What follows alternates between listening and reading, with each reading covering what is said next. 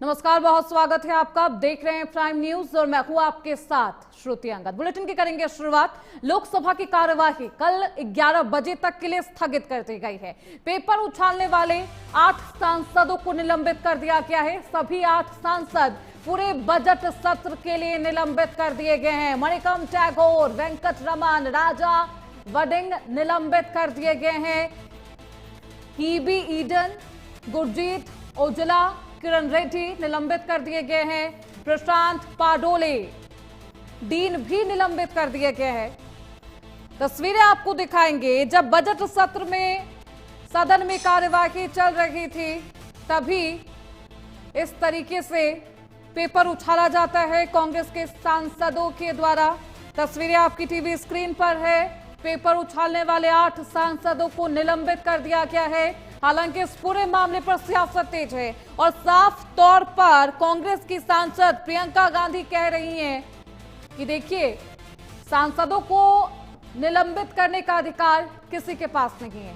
निलंबन करने का कोई अधिकार नहीं है। उनके पास यह अधिकार था कि वो अपनी बातों को रख सके, लेकिन निलंबन करना बेहद निंदनीय है। लोकसभा की कार्यवाही कल 11 बजे तक के लिए स्थगित कर दी गई है। चलिए खबरों बढ़ते आगे। दिल्ली में संसद के मकर द्वार पर हल्ला बोल है। कांग्रेस के सांसदों ने प्रदर्शन किया है। लोकसभा के सस्पेंशन को लेकर, निलंबन की कार्रवाई को लेकर यह प्रदर्शन किया जा रहा है। तस्वीरें आपकी टीवी स्क्रीन पर।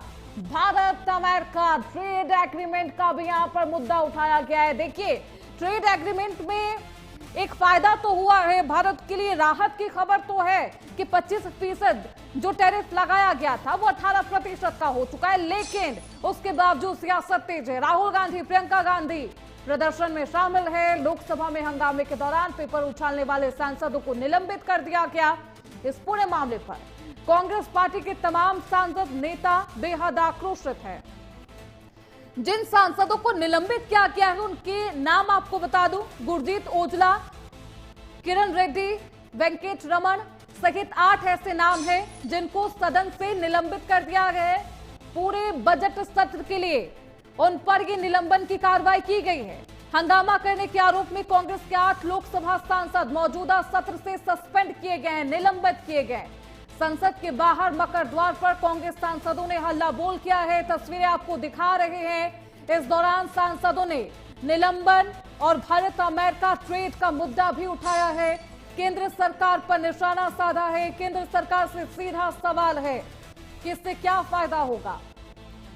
हालांकि राहुल गांधी का आरोप भी है कि भारत लगातार अमेरिका के सामने झुक रहा है।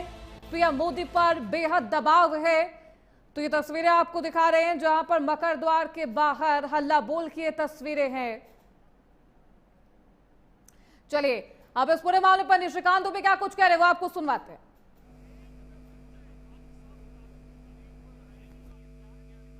भी किताब लिखी, ये जितने किताब हैं, ये किताब जनरल थिमैया का, जनरल करियप्पा का, जनरल मानिक साव का, जनरल कौल का कांग्रेस ने नहीं लाने दिया।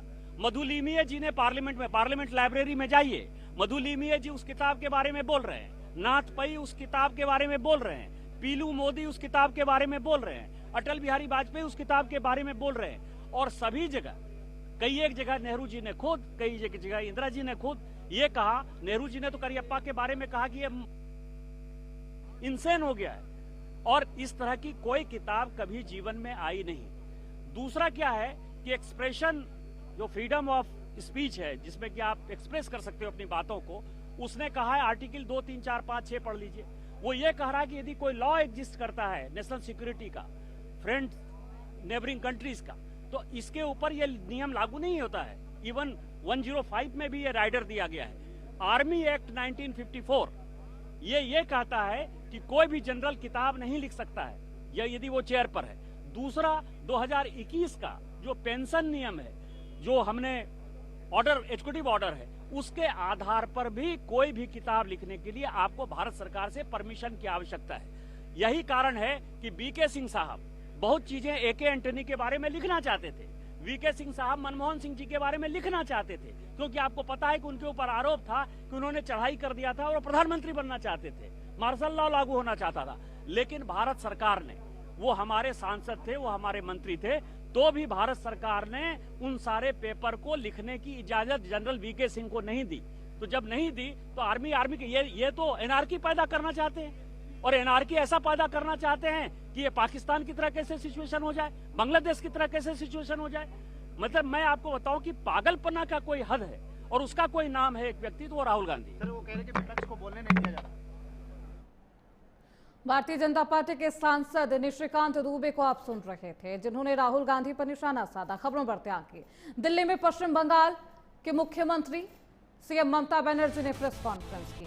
प्रेस कॉन्फ्रेंस कर कई मुद्दों को लेकर केंद्र सरकार का घेराव किया। एसआईआर को लेकर चुनाव आयोग की कार्यशैली पर सवाल उठाए। ममता बनर्जी ने बयान दिया है, बयान आपको सुनाएंगे, लेकिन चिराग पासवान इस पूरे मुद्दे पर क्या कुछ कह रहे हैं वो आपको सुनवाते हैं।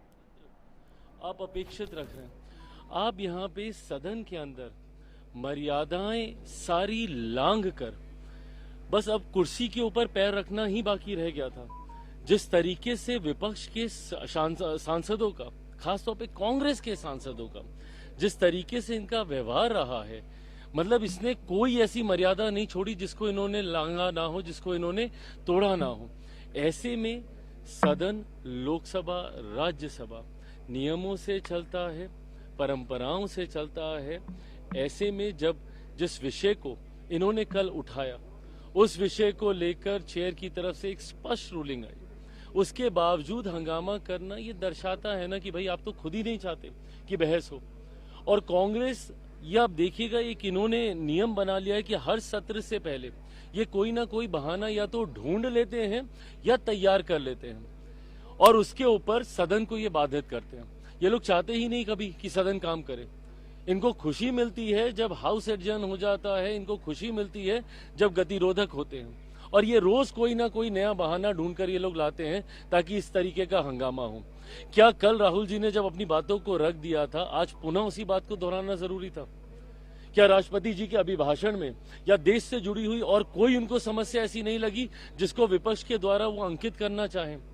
पर नहीं करेंगे वो। क्यों? क्योंकि उनको पता है कि सरकार को घेरने का उनके पास कोई विषय है ही नहीं, विपक्ष के पास कोई मुद्दा नहीं है, कोई एजेंडा नहीं है। तो ऐसे में मन घड़ंत बातों को सामने लाकर उसके ऊपर हंगामा खड़ा करना, ये एकमात्र लक्ष्य, उद्देश्य विपक्ष का रहा है। पर आप हंगामा कीजिए, पर कम से कम मर्यादाओं को इतना ना गिराएं कि सदन की परंपरा पूरी तरीके से खत्म हो जाए। कुर्सी तक आना, टेबल पर चढ़ गए, कुर्सी तक पहुंच गए आप, ये अशोभनीय है, निंदनीय है। 2 दिन से लगातार इस तरीके का माहौल है सदन में, कल पीएम को भी बोलना है।